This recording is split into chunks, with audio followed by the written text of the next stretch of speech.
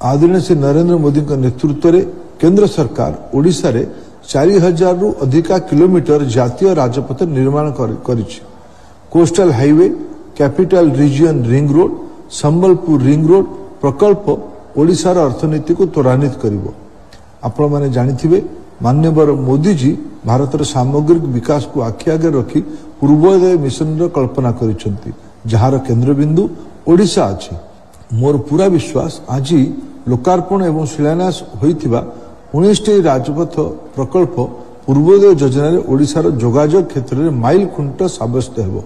बंधुगण, 2036 रे ओडिशा स्वतंत्र प्रदेश गठन 100 वर्ष एवं 2047 रे देश स्वाधीनतार 100 वर्ष पूर्ण करिवो।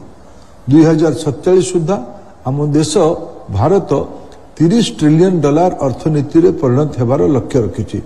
सेहीपरि आम राज्य ओडिशा 2036 सुधा $500 बिलियन एवं 2047 सुधा $1.5 ट्रिलियन अर्थनीति हासिल करिवार लक्ष्य रखिछि।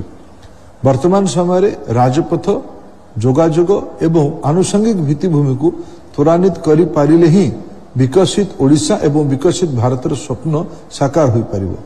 बंधुगण, आपण माने जानिथिबे वर्तमान समय रे विश्वर रोड सेफ्टी केते जरूरी होइछि। एही भली समय रे प्रधानमंत्री का मार्गदर्शन एवं केंद्र मंत्री श्री नितिन गडकरी का नेतृत्व रे केंद्र शिक्षा मंत्रालय देशर समस्त स्कूल रे सचेतनता सृष्टि करिबा पई सड़क सुरक्षा अभियान रे शामिल होइछि। आसंतु आमे समस्ते स्कूल शिक्षा व्यवस्था रो सब क्षेत्र रे सड़क सुरक्षा सचेतनता अभियान को एक व्यापक जन आंदोलन में परिणत करिबा।